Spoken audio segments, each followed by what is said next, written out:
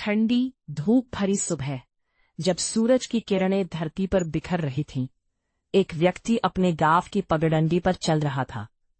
उसकी आंखों में एक अजीब सी चमक थी, जैसे वो किसी गहरी सोच में डूबा हो। तभी उसकी नजर जमीन पर पड़ी एक साधारण मिट्टी के ढेले पर पड़ी। उस ढेले के पास पहुंचते ही उसकी नाक में एक अद्भुत मनमोहक गुलाब की खुशबू समा गई। वो व्यक्ति, जिसे लोग अक्सर सुस्त और उदासीन समझते थे, अचानक रुक गया। उसकी हैरानी बढ़ गई।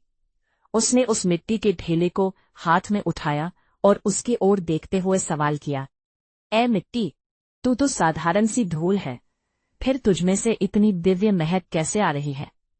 क्या तू कोई कीमती इत्र है?" मिट्टी का यह ढेला, जो साधारणता की पराकाष्ठा था, मुस्कुराया।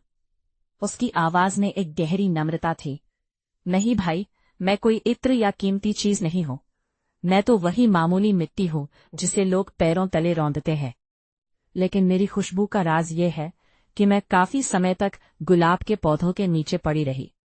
उसने आगे कहा, "गुलाब की पंखुड़ियां मुझ पर गिरती रही, उसकी जड़ों का पानी मुझ में समाता रहा, और उसकी संगत का असर मुझ पर ऐसा हुआ कि आज मेरी मिट्टी वाली गंध खत्म हो गई है और मैं गुलाब जैसी महकने लगी हूं।" ये सुनकर उस व्यक्ति के चेहरे पर एक हल्की सी मुस्कान आई। उसे एहसास हुआ कि हमारी संगत और हमारे आसपास का माहौल हमें बदल सकता है।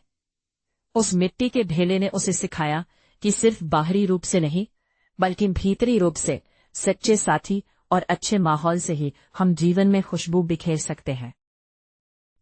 उसने मन में ठान लिया कि वह भी अपने जीवन में ऐसी संगत का हिस्सा बनेगा जो उसे बेहतर इंसान बनाएगी। उस दिन उसके हृदय में एक नया संकल्प जागा। इस तरह एक साधारण मिट्टी का ढेला एक साधारण व्यक्ति के जीवन को बदल गया और वह अपने भीतर के गुलाब को पहचानने लगा। ठंडी धूप भरी